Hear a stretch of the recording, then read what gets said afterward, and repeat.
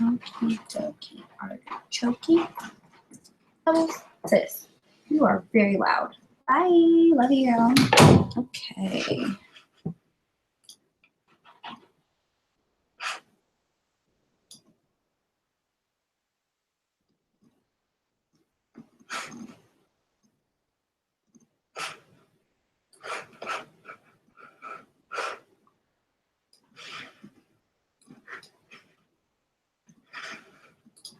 Oh wait, no, I want people to see me. I want people to hear me. What's this do? Chat, screen share. I'm gonna need that.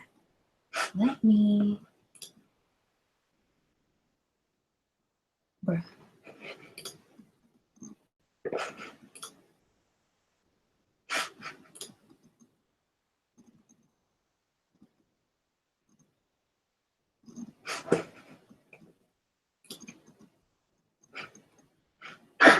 Wait a second.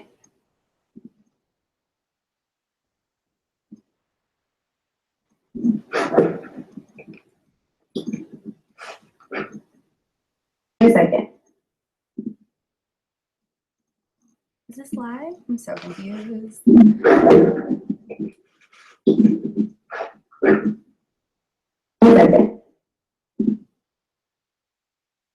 Is this live? I'm so confused. It's live. It's just really funny.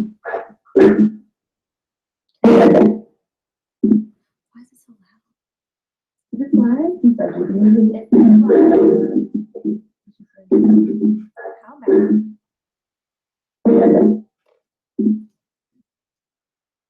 Is this live? I'm so confused.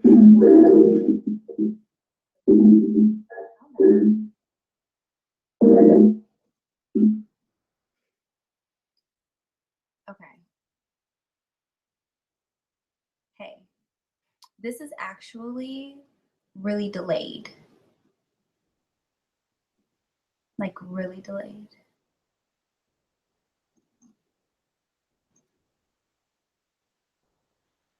Hey y'all! Oh my gosh, I'm so excited. Hey guys. Hey. If you can comment in the chat, leave me a comment down below. I wanted to get on a few minutes early to get everything situated. Basically, this is my first time ever streaming live like this. And on Teachable, it is really delayed. So what I'm gonna do, because it's like in real time on Google Hangouts, and my Google Hangouts is like over here. So I'm going to, if you can leave me a comment in the chat, go ahead and leave me a comment making sure that you can see me and that you can hear me. And then I'm going to switch over to my Google Hangouts because this is in real time. And looking at both is really confusing. So yeah, there we go. Google Hangouts. My nose itches. If you are, my nose itches really bad. Hold on, my nose itches. Okay. Yeah, leave me a comment in the chat down below if you got onto Teachable. Okay, I hope that that wasn't too confusing for you guys.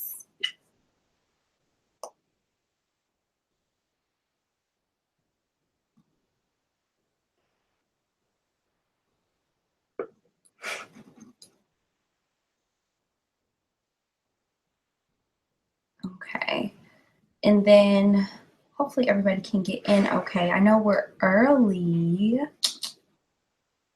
I'm so excited about this. We have about a minute until everybody should be kind of like trickling in. So just making sure everybody can see me and can hear me. Is it too loud for you guys? Can you hear like extra things in the back? Maybe I should put my headphones in. Let me know, let me know. Where are my headphones now that I think about it? First of all, make sure my phone is on silent. That'd be great. Yeah, let me put my headphones in. Just for the sake of putting my headphones in.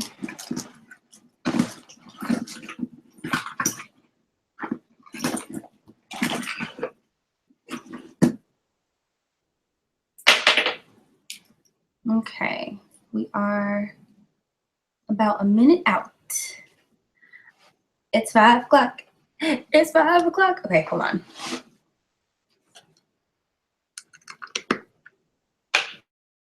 Okay. Headphones are in. It's very clear. Good. The sound is good. The sound is fine. Everything is fine. It's very clear. Okay, good, good, good. Is it better with the headphones? Can you guys hear me with the headphones on?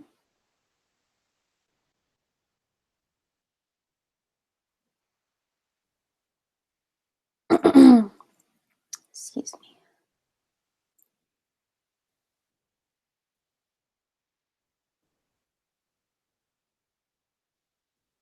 Yes, you can hear me with the headphones on. Awesome blossom.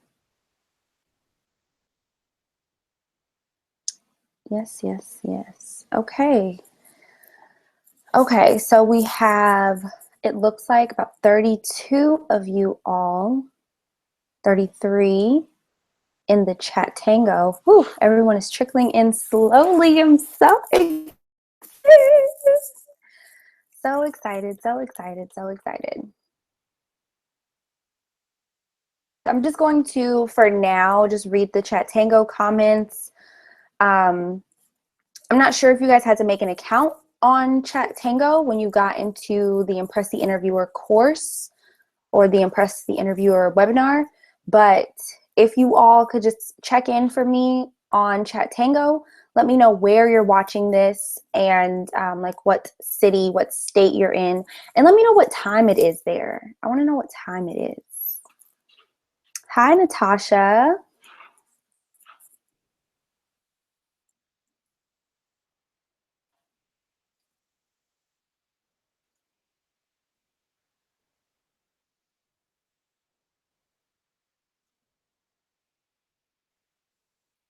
Everyone is trickling in. This is so exciting. Once the Netherlands, and it's 12 a.m. Jeez Louise. Thank you so much for staying up, Natasha. Goodness. Florida, Trinidad, Waco, Atlanta. Here in Mississippi, South Carolina, Virginia, New York. Thank you, Amara. You're in Columbus, Ohio, and it's 6 p.m. NYC, and it's 6. North Carolina, and it's 6. New York. Ooh. 11 p.m. in the UK. I figured it was going to be a little later in the evening, so thank you for tuning in the UK. Delaware, and it's 6:02. Shreveport, and it's 5:02. Awesome.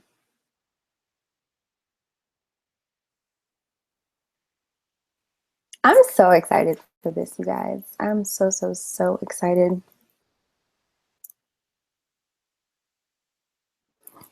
Excuse me. So let me look at this over here. Okay. It's a little dark in here for my liking. I wonder if turning on my ring light will help. Nope. It's literally just light from one side of the room. Awesome.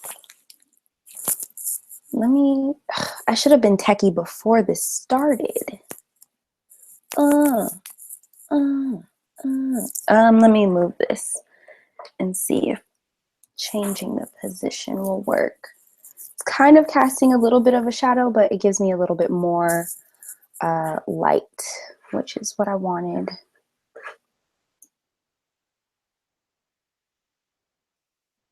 My softbox is over here. Hold, please. I'm actually going to wait until the chat tango gets to 50, so 8 more people. Go ahead, log in, let me know where you are, what time it is. Once we hit 50, we're going to go ahead and start. I was going to give maybe 5 to 10 minutes for everyone to find the course and everything. While I'm waiting, I'm going to turn on this softbox over here so that we can get some more light coming in. So just 1 second. You're being loud, girl.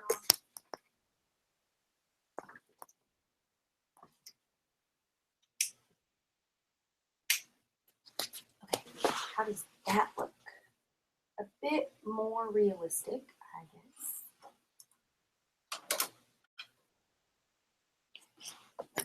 Okay.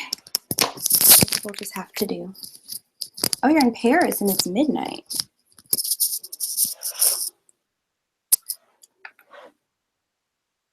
Here we go. Here we go now.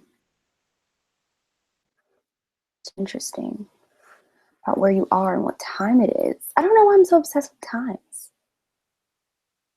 You're in Ohio, San Antonio, Brandy from Chicago.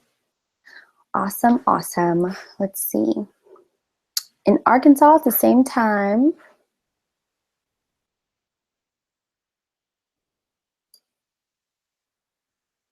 So we have about 42 people in. I wanted to let everyone kind of trickle in before I actually started and got going and left people in the dark. I don't want to leave anybody in the dark. Let me add some more lip gloss.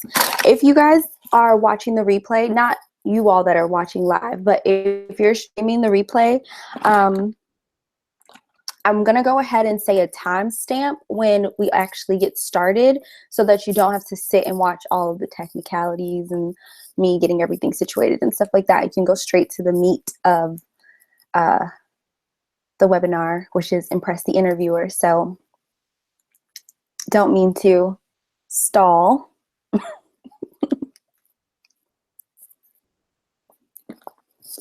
I just want everybody to be able to see me and hear me. Excuse me, that's signed up. So let's see what Chat Tango is at. We're at 46. We're gonna 45, 44. You're in Fort Worth. Hey, Chastity.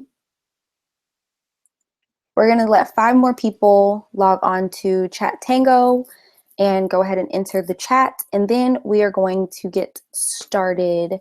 My goal was to get started at like 5:10. Allow everybody to join in. So about 3 more minutes of downtime. While I wait, if y'all could just leave me a quick comment letting me know what you're looking forward to learning in Impress the Interviewer. What are you looking forward to learning today?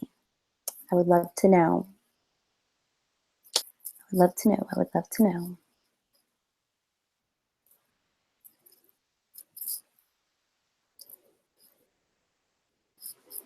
So we are at 50 people in Chat Tango, which is amazing.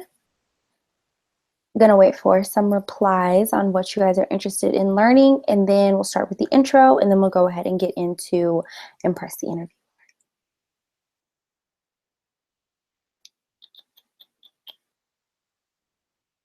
"52 people. Resume, cover letter tips, and questions to ask the interviewer. Interview tips.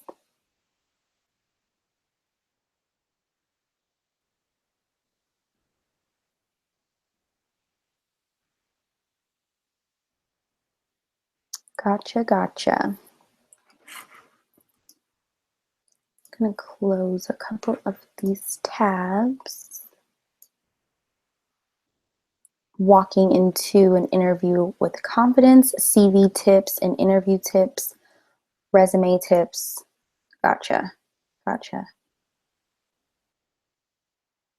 How to properly answer interview questions. Okay, gotcha, I'm excited.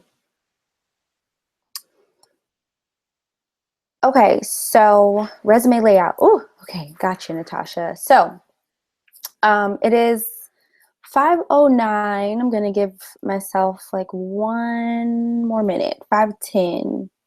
5:10 is when I'm gonna kick everything off.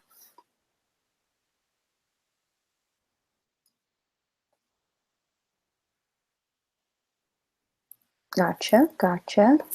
How to talk about yourself without repeating your resume. How to better your resume if you have little work experience. How to properly answer interview questions. Outside of the company's website, where can you go and look for research? Gotcha. portfolio layout. Okay, so it is 5:10. Hopefully you guys are excited. I am pumped up. My name is Ashley, and this is Impress the Interviewer. So I am a 24-year-old college graduate. I graduated from Texas Women's University in Denton, Texas. I graduated in December of 2016. So coming up on my 6-month graduation versary. I've been out of school for almost 6 months now. And I graduated with a degree in business administration, and I concentrated in marketing.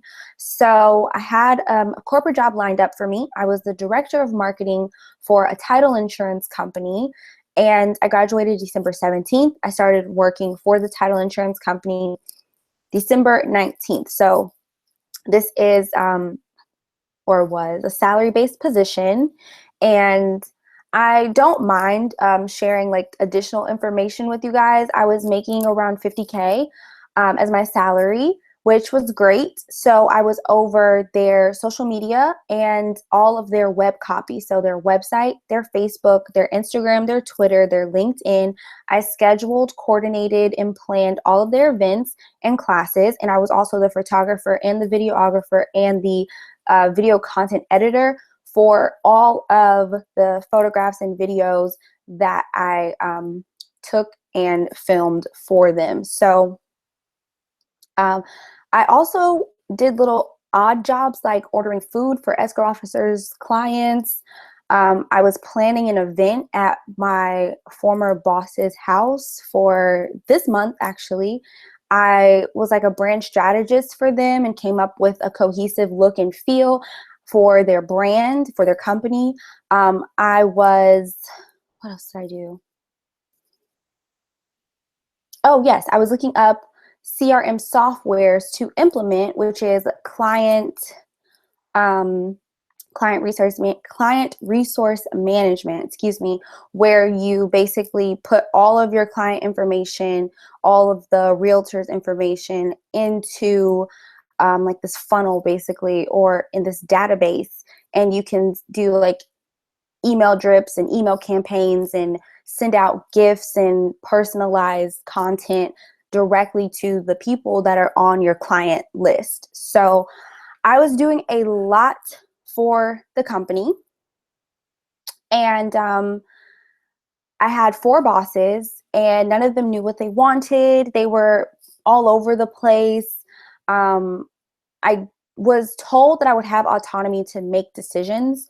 When I actually got the job, that was when I was in the interview. When I actually got the job, that's when I realized I did not have the autonomy to make any decisions. They didn't give me a company credit card. I had to run any purchases by them, which is normal. But I had to also run the process of everything that I was doing by them, and sometimes I couldn't get them to answer my emails. Well, most times I couldn't get them to answer my emails, and they would actually want to implement things at the very, very, very, very last second. It worked for the escrow officers because escrow officers were used to and trained to handle situations like that. But with me in marketing, it's a forward-thinking position, so you can't implement things last minute, basically, is what I'm getting at. So there was microaggression. It was a hostile work environment. And because my bosses were men and my industry was very male dominated, I was belittled and disrespected. And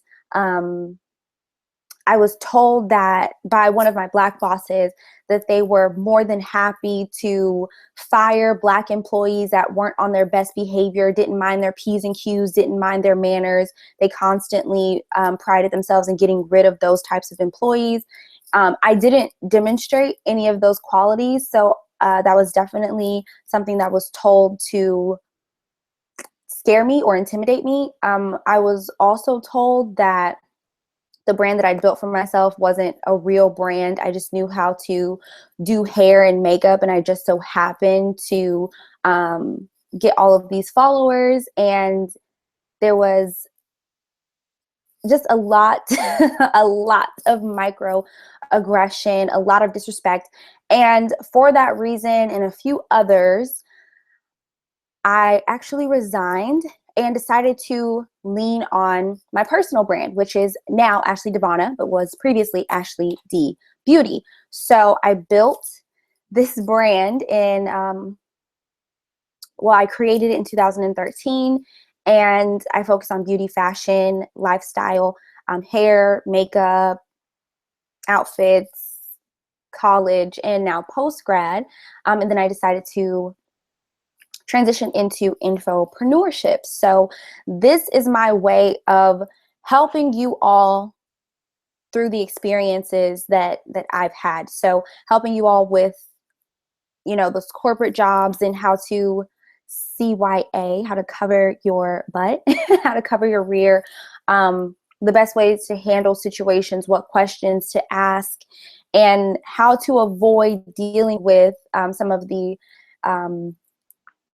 issues that I came across when I went on job interviews with, you know, marketing firms. If you are in the marketing realm, I can specifically help you with that. But impress the interviewer specifically is to help you all really make a lasting impression. Go in there with confidence and make those interviewers really eager to meet with you and talk to you, and to help you stand out from other people who are applying for the same position. Something that I realized once I graduated was the job market, it's not what you think it is when you're in college. And it's best to apply for jobs while you're in college, because it just gives you a little bit of a taste of what to expect, so you don't go out into the world with these high expectations. I went out with very high expectations because I had an executive position waiting for me. Because that happened to me, I didn't know that that wasn't very normal. A lot of people who graduate don't just land. Sorry, the ice cream truck is passing by. Okay. Yeah, a lot of people who graduate with their bachelor's degree don't usually land an executive position right outside of college, like right after graduation.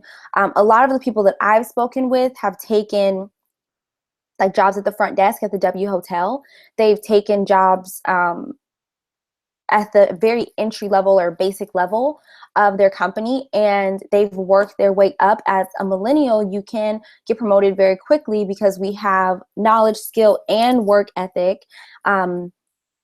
So a lot of the people that I've spoken with have worked their way up to now director or executive positions, and they've only been with the company for maybe 1 to 3 years. So I have come up with a presentation for you guys. Of course, it wouldn't be me if I wasn't. So I'm just going to screen share.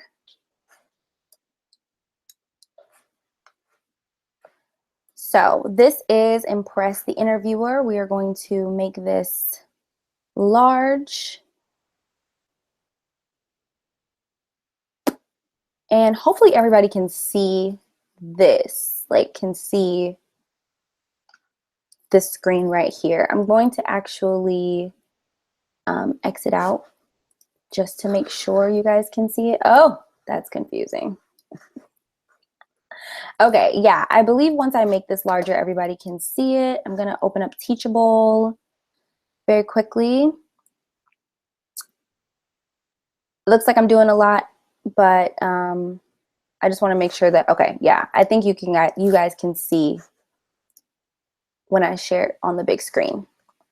So this is Impress the Interviewer, how to present the best version of yourself. So like I was saying, I started out on YouTube. I built my personal brand focusing on beauty, fashion, and lifestyle.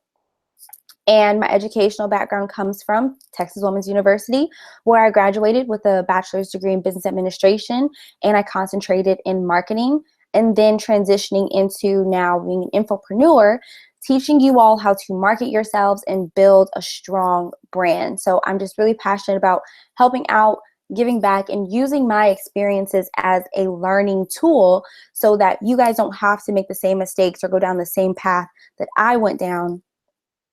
And this is just going to really benefit you all. So here's an overview. We're not going to touch on all 7 of these points. We're probably going to get to the first 3. That's the plan. So the cover letter and the resume is the first point.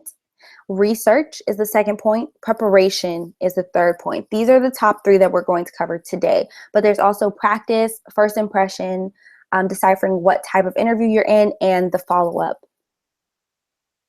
So my first point is going to cover your cover letter and your resume. So this is what you're going to need to get noticed. This is how you create your professional brand. So your cover letter is going to tell the employer what position you're applying for, and it's going to demonstrate your suitability for that position. Your resume is going to highlight your objective, your experience, your education, and your skills. And then your references are going to consist of people that are not your immediate relatives, but they are reliable sources that will gladly confirm your character, your work ethic, and your skills. So we're going to start with the cover letter. The first thing you want to make sure that you have on your cover letter is your email address and your phone number. You want people to be able to contact you, and the first 1/3 of your cover letter is really going to grab their attention. So make sure that they know where to reach you, both via email and over the phone. So personal greeting is going to apply if you know who you're reaching out to. A lot of the times we don't know, so you can have "to whom it may concern" or "dear sir" or "madam," but you definitely want to include the company address at the very top, at the very least. So that's imperative that you include that, so they know that you are intentionally sending them a cover letter. You're intentionally sending that particular company your resume. Now your body paragraphs are as follows: your objective, what you offer, your closing statement, and then a handwritten signature. So we're going to look at these examples. Of course, I've omitted any personal information about myself. 281-330-8004 is not my actual number, but these are just screenshots of what my cover letter used to look like and what it currently looks like. So over here on the left, you can see that I'm applying for a job at Ivy Park, and I don't know who I'm reaching out to, but I'm writing to inquire about possible openings as a social media content expert. So the left-hand side, it kind of gets to the point, but it's very bland. It's very boring. It's also in Times New Roman, which is something that I'm going to touch on in the next slide, but we are ditching Times New Roman in 2017. Additionally, on the right-hand side, you can see that I'm a digital content creator. I mean, at the very top, that's the first thing that you see when you are looking at the right-hand side. You see my name, it's huge, but you also know where to contact me. You know what my website is, which is my YouTube channel, and you can see my number up there at the very top. The font is very sleek.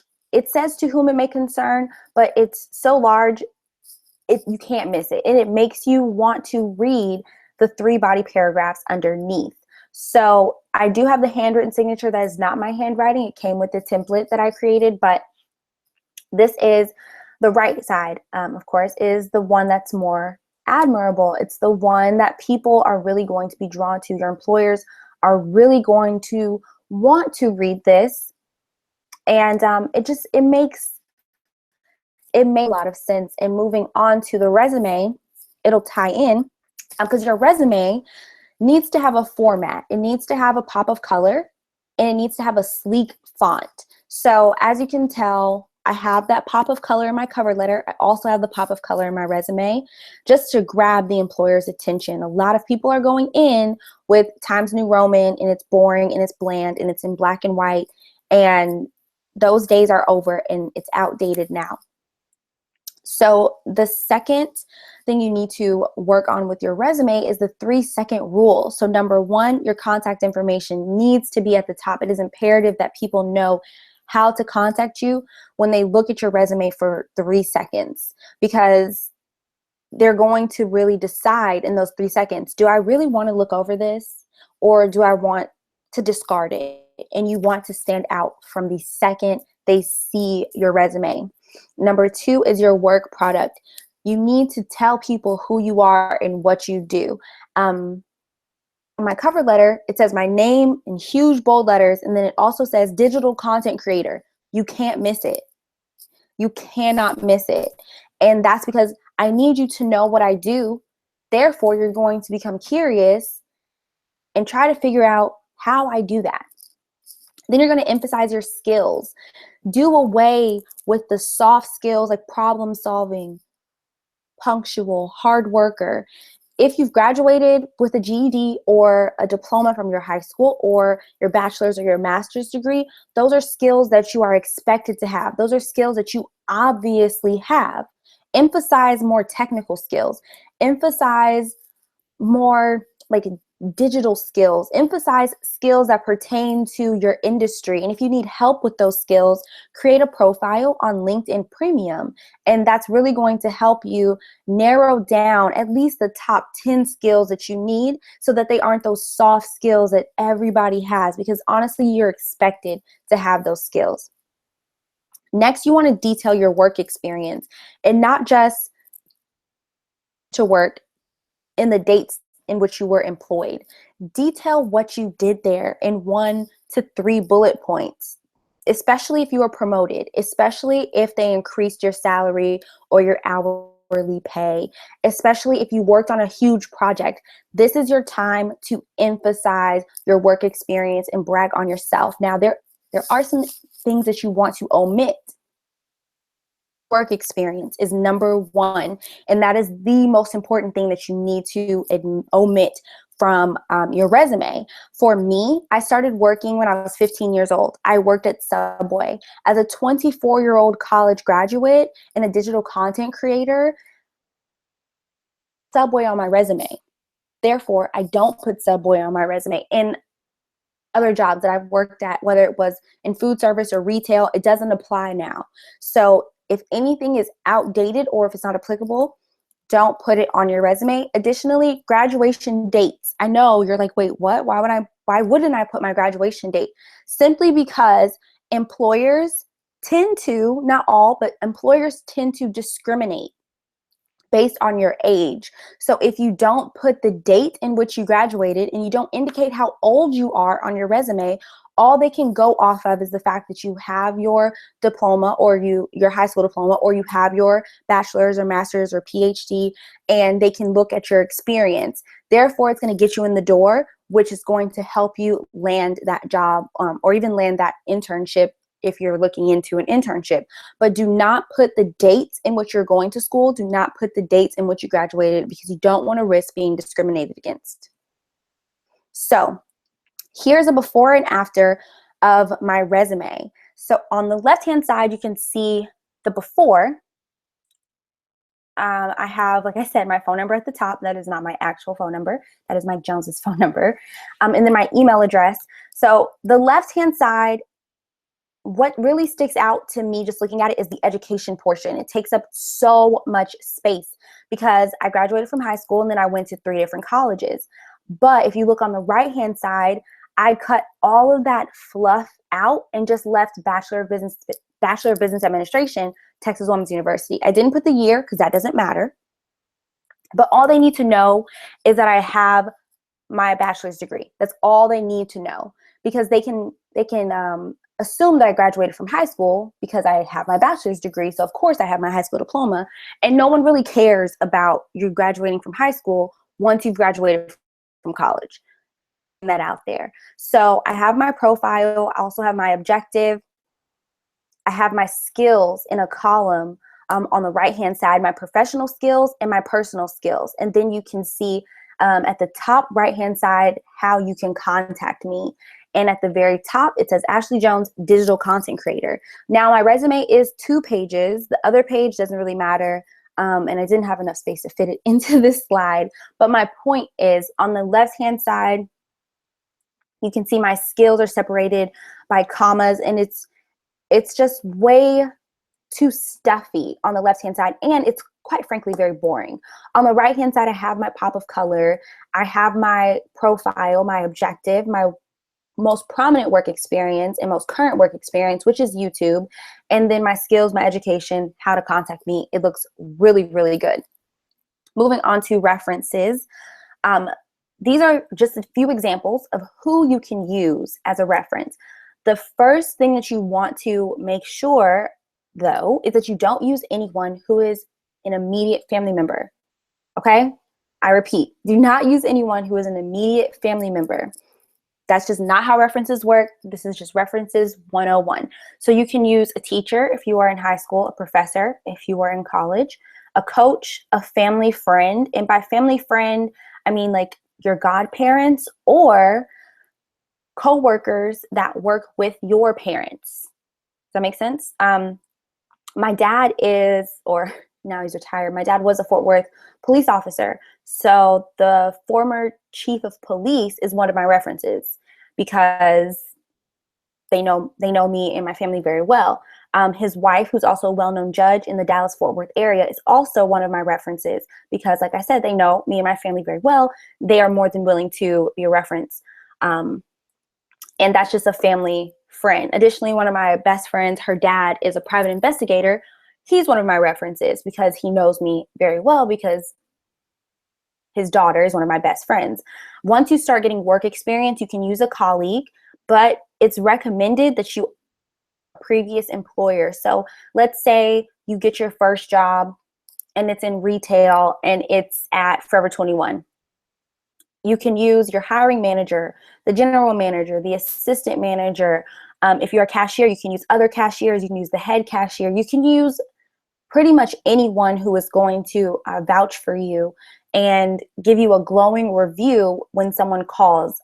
Just a tip for references, though, keep in contact with your references and let them know that you're using them as a reference so they don't have to jog their memory when someone calls and asks for you. So I would say maybe every 2 to 3 months, give them a ring and say, hey, it's Ashley. I was just calling to see how everything was going. You also want to call just to make sure that they haven't changed their number.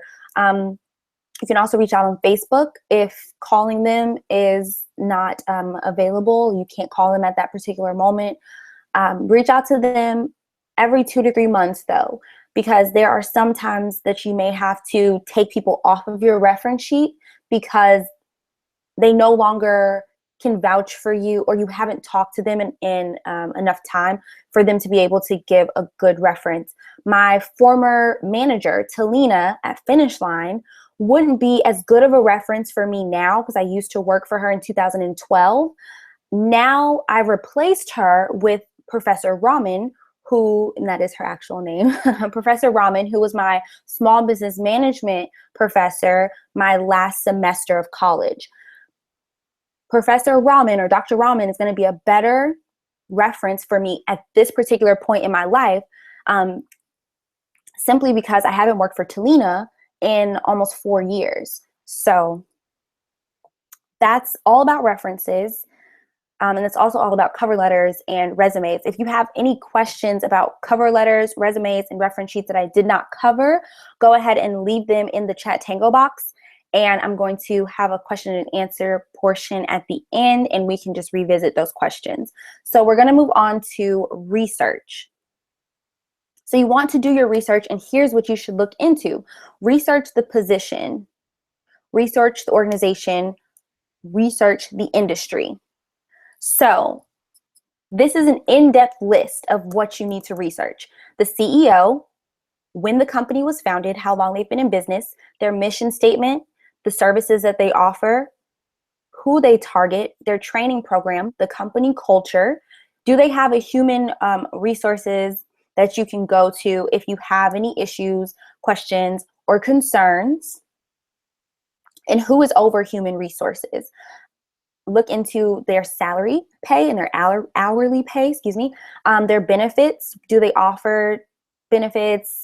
Do they offer bonuses? Like, what is it that they really offer? Promotions, do they promote from within or do they hire outside sources to come in and fill those upper level positions? Where are they located? What are their business hours? Is it Monday through Friday, 7:30 to 4:30? 8 to 5, 9 to 5, 9 to 6. Those are all different options. So which one is it? Who are their competitors?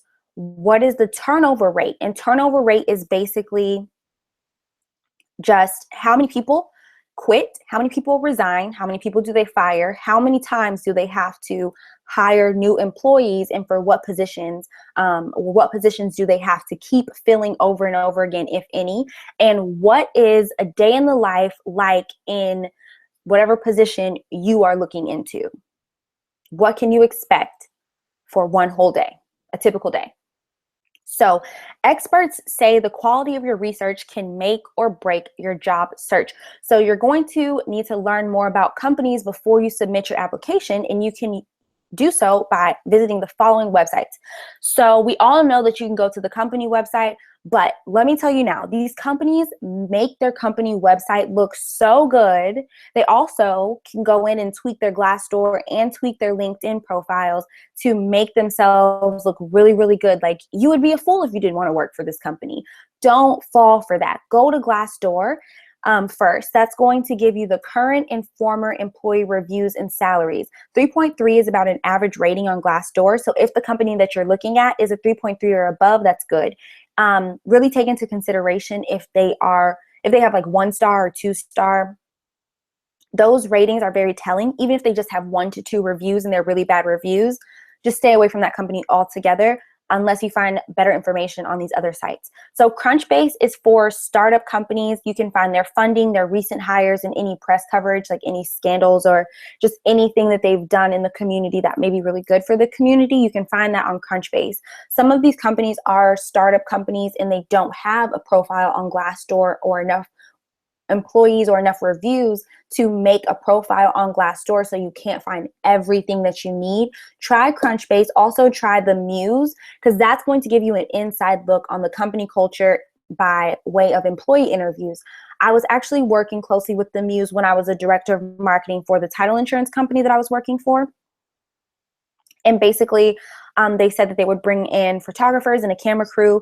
They would screen the office, kind of like give that, like you're renting an apartment or like you're going on an apartment tour. You know what I'm saying? They would give you that look and feel of the office. You get a more in-depth personal look at it, and you get to really learn about the company culture. Sometimes these companies will try to mask any like internal issues that they're having and put their best faces forward to make you feel reassured that the company culture is very warm and inviting, when really it could be very cultish and there could be a lot of division.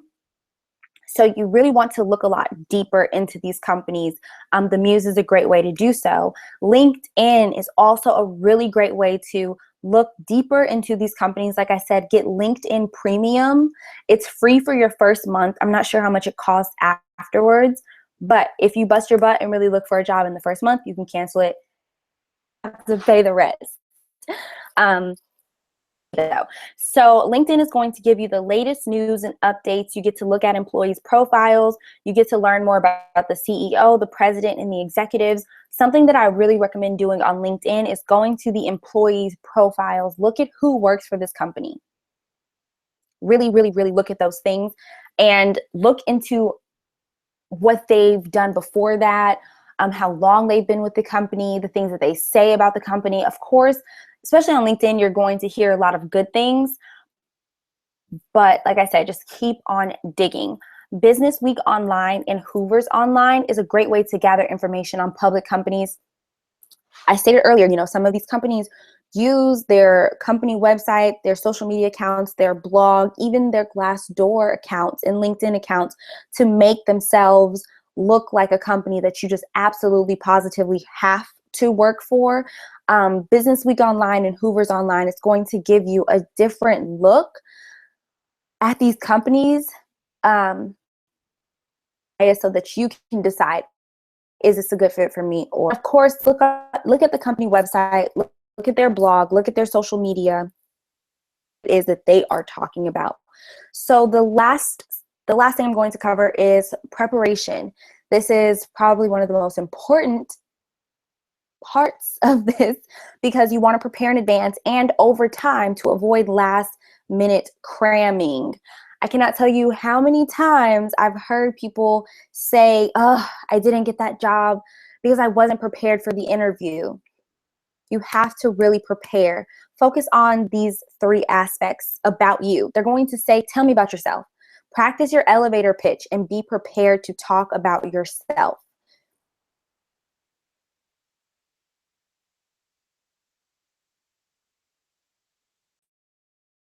Repeat the question. Repeat the question when. You want to keep the details to a minimum to effectively recall the situation and to make your point.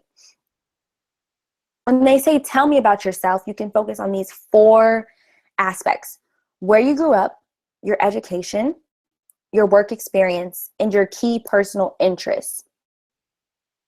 And it should sound a little something like this. Hi, my name is Ashley. I'm from Fort Worth, Texas, and I graduated with a degree in business administration with a concentration in marketing from Texas Women's University. And social media influencer, and I work with YouTube, and I also create dedicated videos for brands like CoverGirl, Glam Glow, Black Opal, and so many more. I really enjoy reading, traveling, trying new restaurants, and binge watching my favorite shows on Netflix.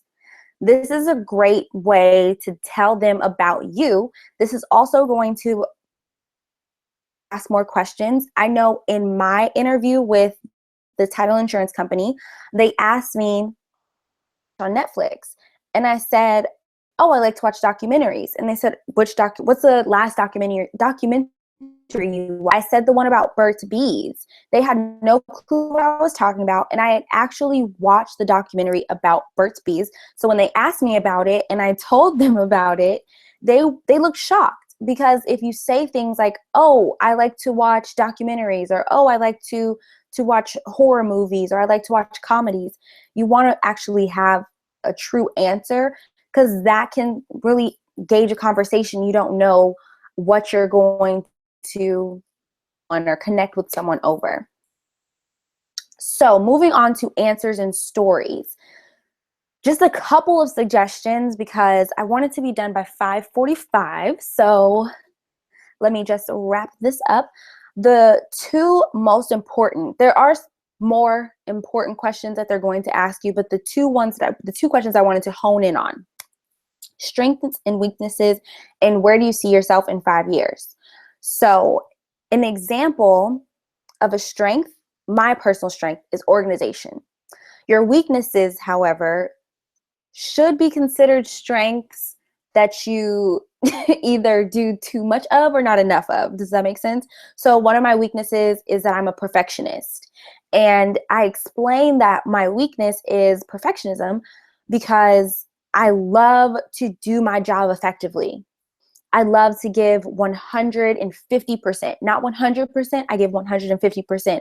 And sometimes I do focus in on tasks because I am so busy giving 150% and being a perfectionist that it does make it a bit difficult, not impossible, but a bit difficult to multitask because I want everything to be perfect. How could someone not want to hire a perfectionist? You know what I'm saying? Like, how could someone say, oh no, I don't want things to be perfect. I just want things to scrape by. I just want things to barely go under the radar. No. They want you to be, to some degree, a perfectionist. So using that as your weakness makes sense because it's something that they can work with. But your strengths and your weaknesses are basically just letting them know how positively and negatively you think of yourself. So you want to make sure that your strengths are something that are realistic. You know, if they say, like, what are your strengths and weaknesses? And you say, well, my strength is bench pressing a forward focus. That's not necessarily realistic. And though you may have bench pressed a forward focus at one point, you want it to be realistic. For me, a strength that I can prove is organization. You can tell, you can tell that I'm organized by looking at my cover letter. You can tell I'm organized by looking at my resume. You can tell I'm organized by looking at the description box in my YouTube videos. You can tell that I'm organized, period. It's impossible to miss. And you can tell that I'm a perfectionist. So it's okay to use those. The next question is, where do you see yourself in 5 years? This question is not meant to throw you off, believe it or not. This question is really just meant to see if they can work with you long term.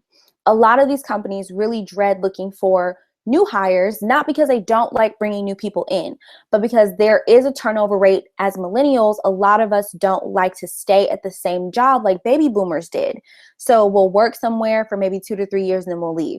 We'll work somewhere else for 2 to 3 years and then we'll leave. We'll switch industries, we'll leave. We'll start our own business, and then that's it for us. We're just entrepreneurs, period, end of story. So an example of how to answer this question effectively, because I will say I've made the mistake in some interviews. I still got the job, but it made them look at me a little differently. I made the mistake of expressing my desire to build my own business, build my own brand, and just work for myself. If that's where you see yourself in 5 years, they're going to maybe question if they should hire you, because then they're thinking, okay, in 5 years or less, I'm going to have to look for somebody to replace her because she's so ambitious, she's so organized, she's so perfect that she's going to just use the salary that she's making here to invest in herself, and she'll be long gone. And we need to find somebody else like her, or need to find somebody else better than her. We need to find somebody else to replace her altogether. So I know a lot of us are ditching the status quo, and we are saying, you know what, we want to be entrepreneurs, we want to be infopreneurs, we want to be fempreneurs. But for the sake of a job interview, here's an example that I would personally use.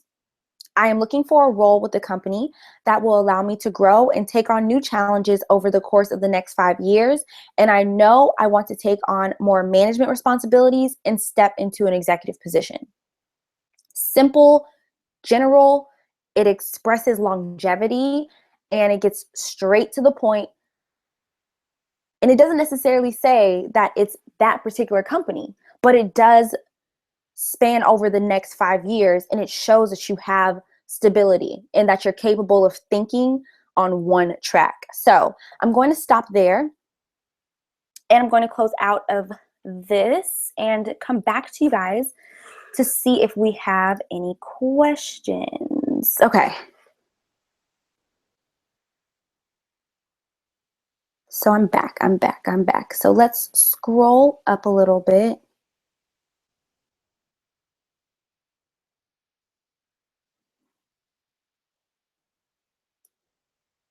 What is format font? The format font is going to be Times New Roman or Arial. That's another format font. So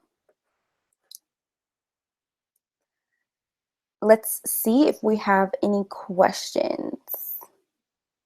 Hopefully you guys were able to see that screen share. Were you guys able to see that? Yes, you will have access to the presentation.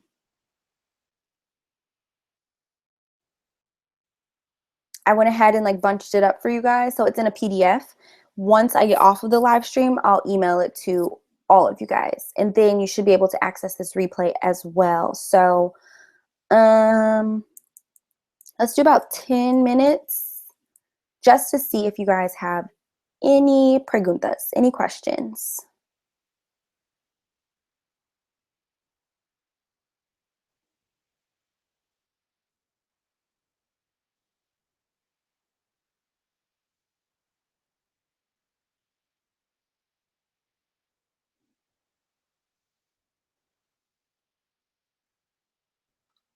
Let's see. Were you guys able to see that screen share? Were you able to see the presentation?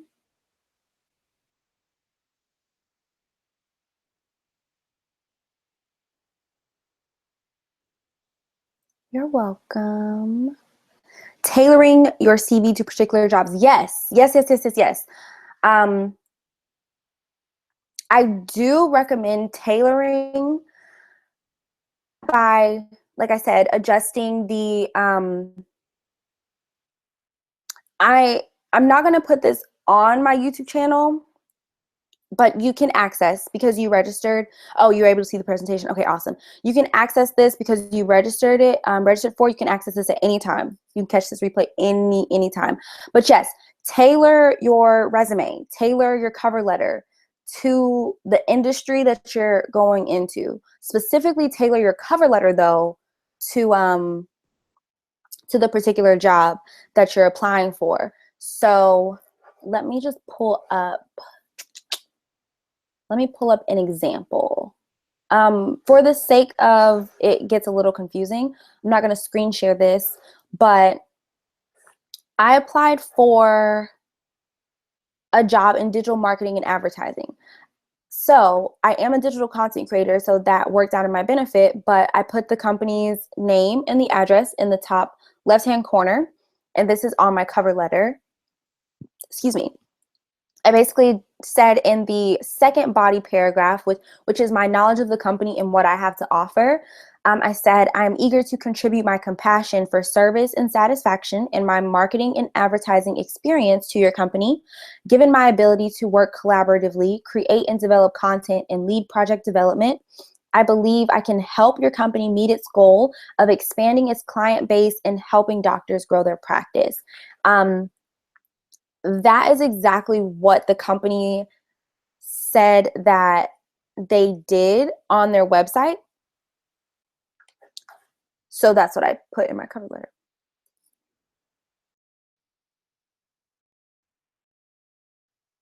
Do not put your address. That's something that I meant to mention.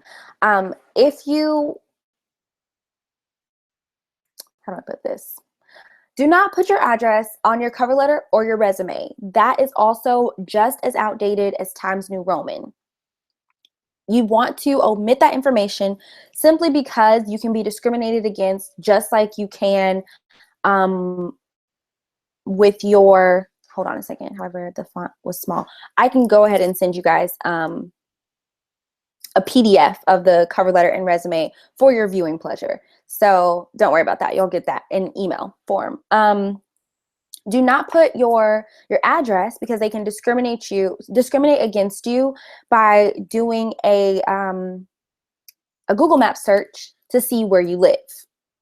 You don't want them to have any reason to discriminate against you before they even call you in for an interview or even really give your cover letter and your resume a fair fighting chance. Just like I was talking to my mom about this, some people put like a headshot on their resume or their cover letter. Don't do that either, especially if you are African American. You just don't want to give them, like I said, any reason to discriminate against you.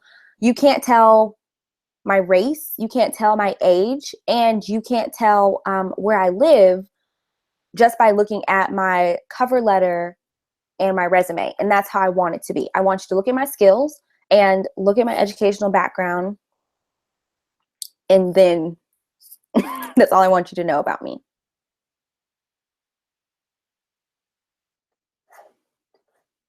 I'm seeing a lot of questions about work experience.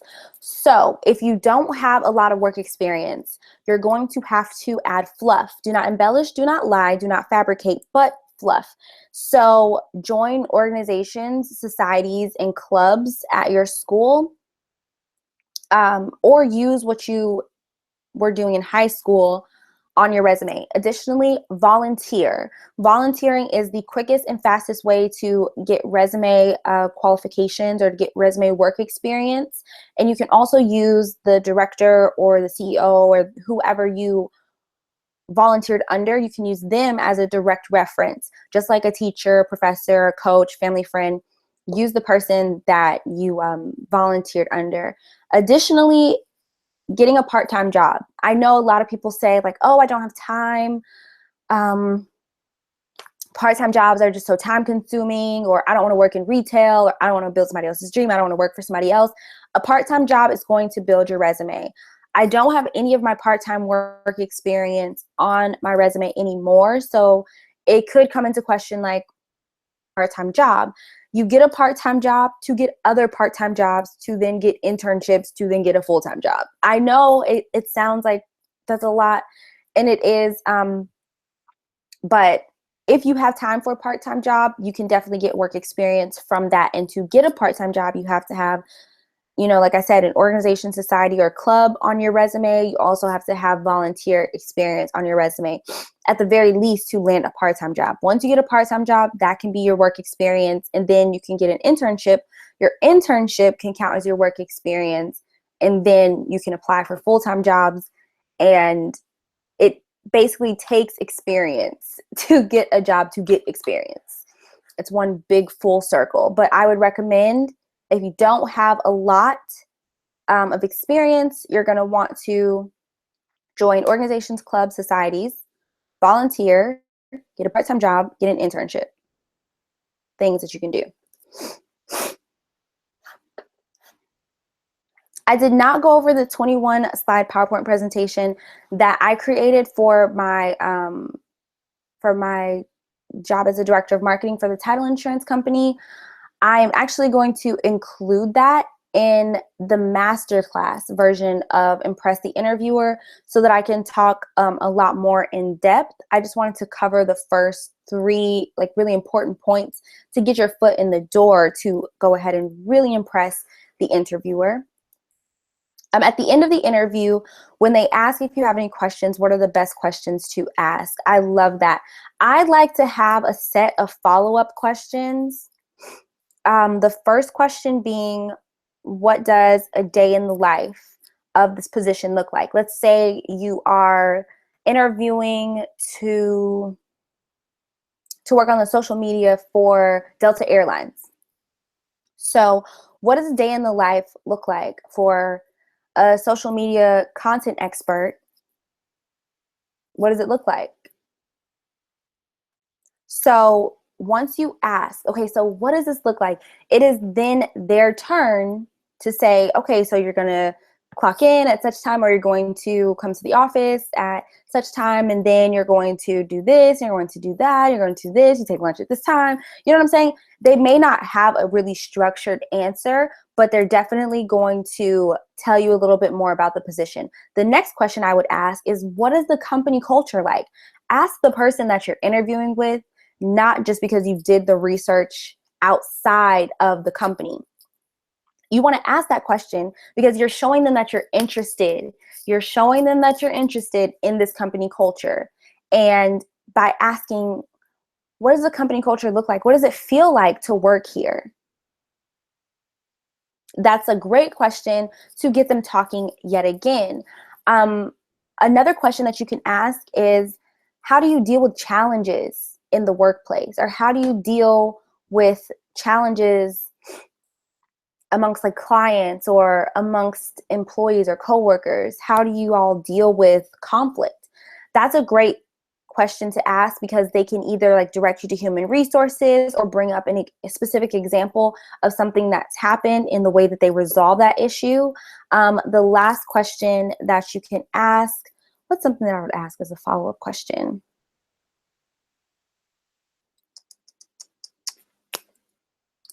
What is it that you are expecting from candidates, or from the candidate that you choose to fulfill this position?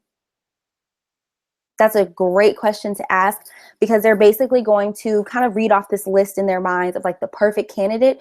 And it is then that you can decide, okay, am I this perfect candidate that they're talking about? And moving into the question of, do you think sending a thank you email after the interview is helpful? Following up after the interview is something that you should always do. And keep that in mind. Keep that in mind when you ask them, what is it that you are looking for in a potential candidate to hire them for this position?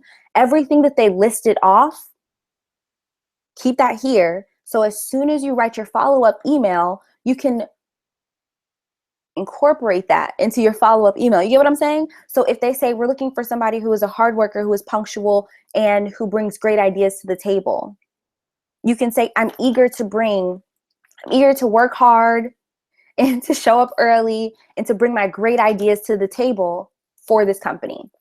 It's a great way to follow up after the interview. Switching your title. Okay, let me think. You mentioned including your title on your resume. For you, that's a graphic designer. You're also looking at jobs in the marketing field because your degree was in that field. Would you suggest switching my title based on the jobs I'm applying for? That is a great question. I'm going to go ahead and say yeah.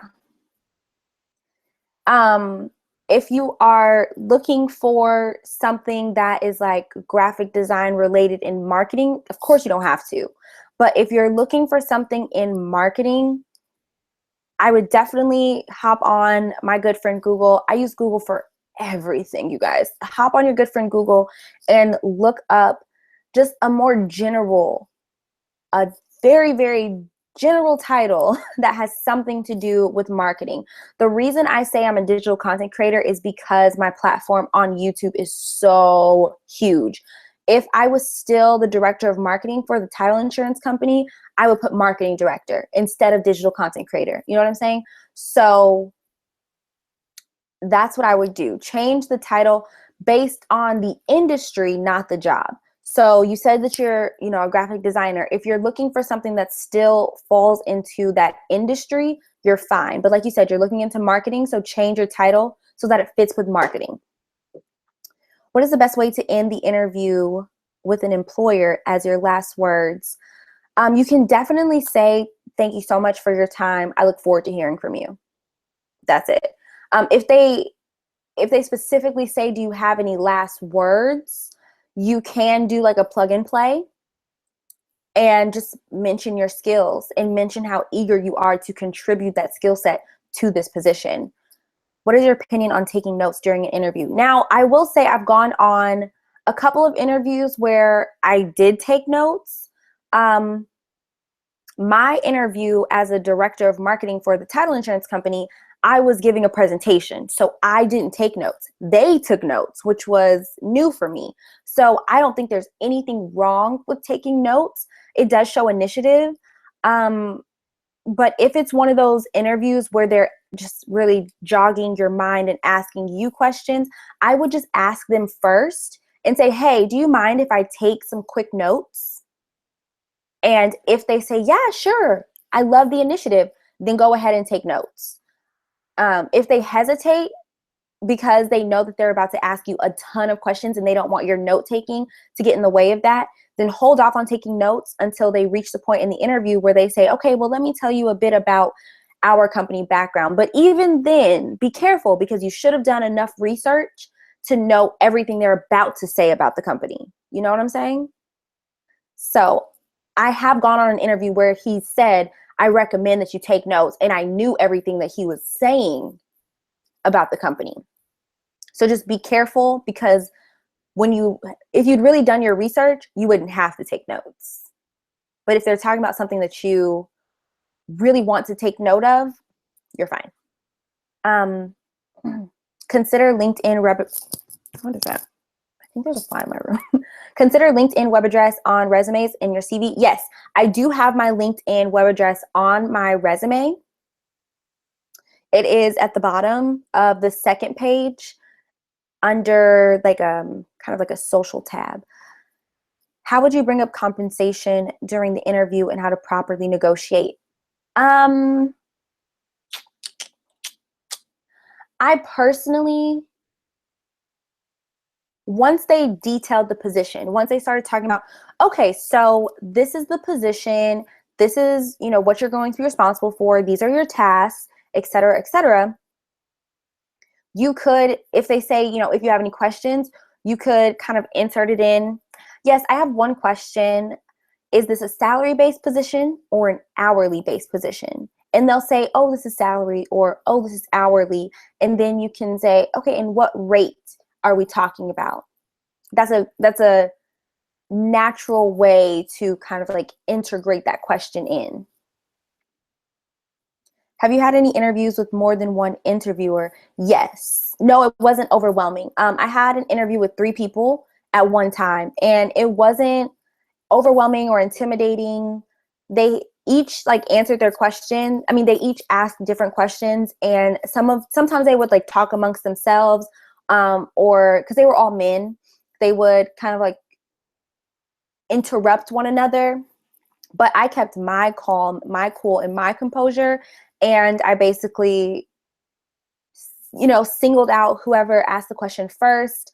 Just kept a record of who asked what and in what order and answered each question effectively.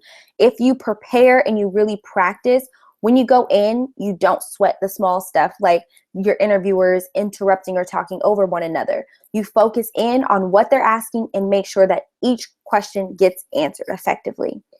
So just make sure that you're very calm, very calm. You have to be very calm to do that. Let's see. If we think of any other questions later on, is there a way we can reach you? Actually, let me see. What's the most effective way to do that?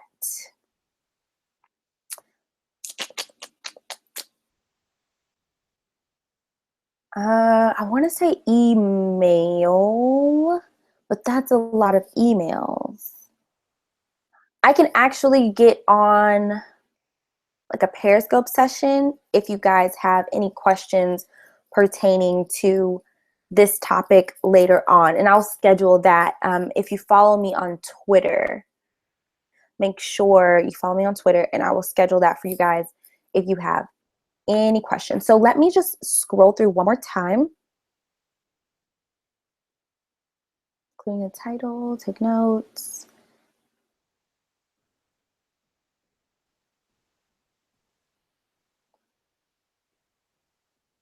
Work experience. I just now see your question from Bree 9334. Is having a two-page resume a bad thing? I have a 2-page resume. I don't think it's a bad thing. A lot of people say your resume should only be 1 page, but a lot of the templates that I've run across lately have been 2 pages. So I just mesh everything into a PDF form. So you get my cover letter and you also get my resume, the both pages. So it doesn't open up in Microsoft Word. It just opens up as,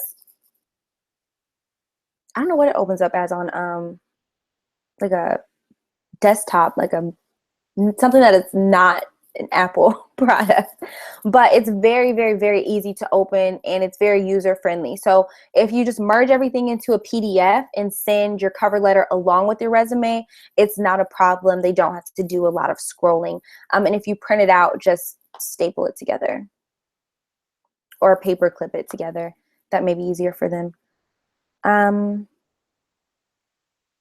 Okay, the font was small on the cover letter and resume.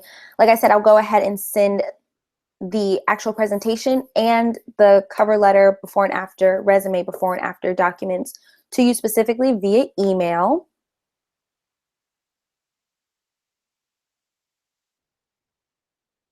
How would you properly ask about diversity in the workplace? Just ask about the company culture.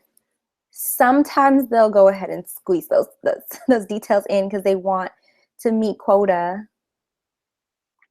So I believe, let me scroll down. There you go, PDF Adobe Reader.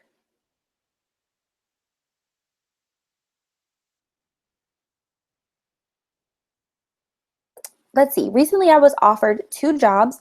One was for retail and the other was for an administrative position. The retail has been doing well with communication and the other hasn't.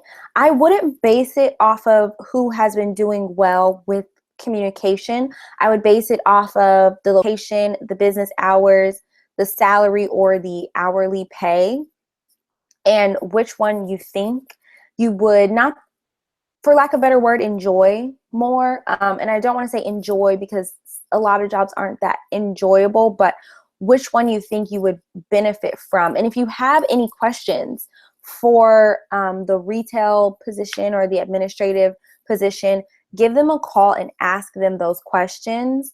And that'll help you narrow it down to figure out which one you want to choose. I don't want to say which one you should take. It's really whichever one you really want to go with over the other.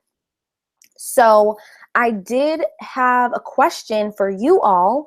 I want to go ahead and package this up as a masterclass so I can go over all of the points with you guys, because I know there were 7 points and I only went over 3. So if you all would be interested in having Impress the Interviewer as a masterclass, Of course, you're already going to get the cover letter template, not the cover letter template. You're going to get the copy of my cover letter before and the copy of my cover letter after.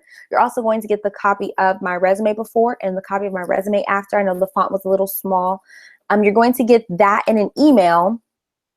However, how do you all feel about a master class? And basically a master class is going to cost money, but you're basically paying to get a cover letter template where all you have to do is plug and play and everything is already written out for you. You'll also get a resume template, which again is plug and play. Everything is written out for you. You will get the exact presentation that I use covering all 7 subjects, and you will get a workbook and a checklist. So the workbook is going to allow you to take notes, and the checklist is just everything you need to check off to let you know that you're ready for your interview. So if you don't mind, okay, so I see, yes, I need that.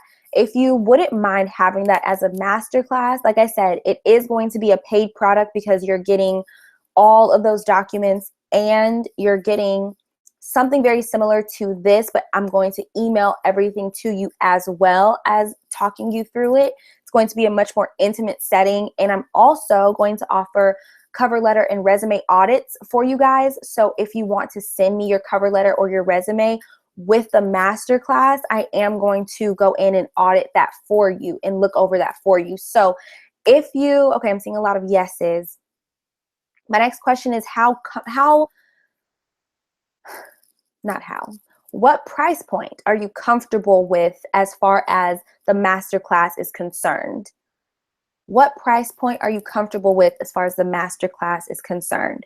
How much would you be willing to pay? Like, what's your cap? Coming back in to replay this webinar, you go back in to repeat the module. It should be available no matter what. It should be available immediately after this is over. You should be able to watch the replay.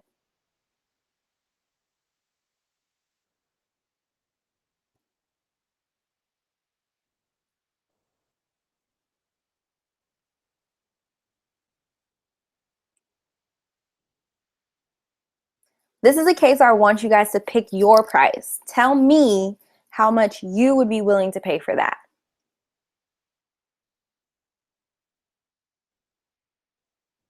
$20. 60 is your cap, 25. Okay.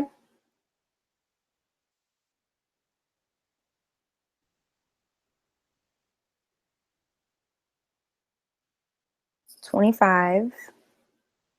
50 to 75. $80 is your cap. Okay.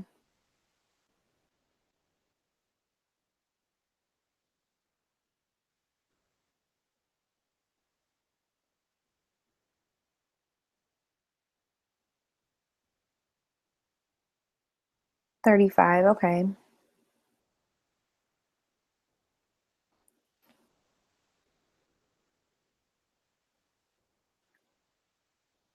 $25 to 40. $40 is your cap. Okay, so tell me this. I am seeing 25. I understand people are on a college budget. I can break it down for the college students, but overall, I was thinking $47. How do you all feel about $47 for a cover letter template, a resume template, the entire presentation, a workbook to take notes in, a checklist to check off from, and a resume and cover letter audit done personally by me, all for $47.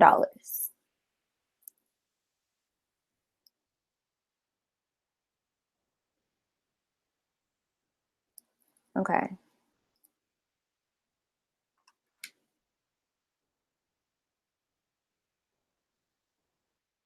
That works. Sounds great. Okay. Yeah, you would pay via PayPal. You would pay via PayPal. Because I know I saw some people saying 40. Would you mind 47? Does a steal sounds good? Okay. Okay. Okay.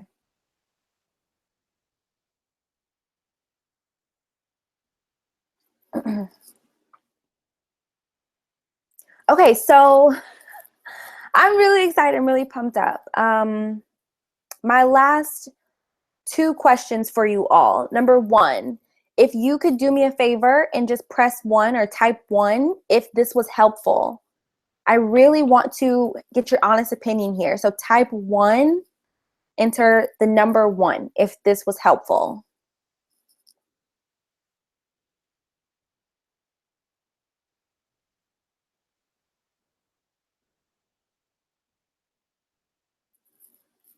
Okay, awesome.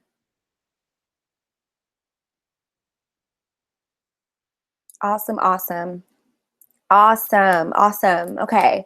My second question is, if you are on Twitter, would you mind hopping on there and tweeting that this webinar was awesome? Type 2 if you're on Twitter and you don't mind hopping on there and tweeting that this webinar was awesome. Type the number 2 if you don't mind tweeting that this webinar was awesome.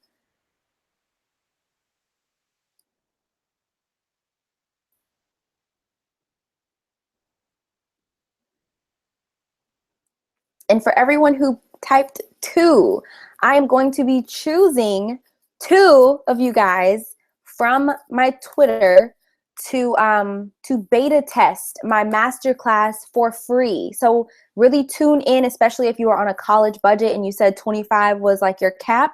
Tune in to my Twitter account. I'm going to be sliding in your DMs. Yeah, with the audit included, yeah, it'll be $47. So I'm going to slide into your DMs for 2 of you guys, and I'm going to send over my masterclass for 100% free. I just need a testimonial in exchange. So thank you all so much for tuning in. I'm so glad this was helpful. Look out for the masterclass. I really want to launch it this month. So I'm thinking about the end of the month, maybe like May 28th or so. I will keep you guys updated. So I don't want to take up too much of your time. I really wanted this to be like 45 minutes to an hour. So I think we're kind of okay on time because I did start like 10 minutes late. I'm going to go ahead and wrap this up. If you could do me a favor and hop on Twitter if you are trying to access the replay, and let me know if you come on to Teachable and try to get into and press the interviewer, if you can access the replay. I want to make sure that everyone who registered for this can actually see the replay and see the presentation. And look out for an email from me. I'm going to send you guys the cover letter, the resume, and this presentation up to the 3rd slides, or up to the 3rd point. So the next webinar is actually going to be the masterclass for this, and I'm aiming to do so at the end of May. So keep a lookout on my Twitter, my social media channels for that update and that information. I am going to do, starting next month, webinars pertaining to current and aspiring YouTubers. So if you are a current or aspiring YouTuber, I have a ton of webinars coming up to specifically help you build your brand, increase your exposure and your visibility, and monetize your videos. I'm actually going to go in and test if you click complete and continue to view it again. So I'm going to actually go in and test all of this now, and I'm going to get out of you guys' hair. I hope you all have a great evening. Thank you so much for tuning in, and I will see you next time. Bye.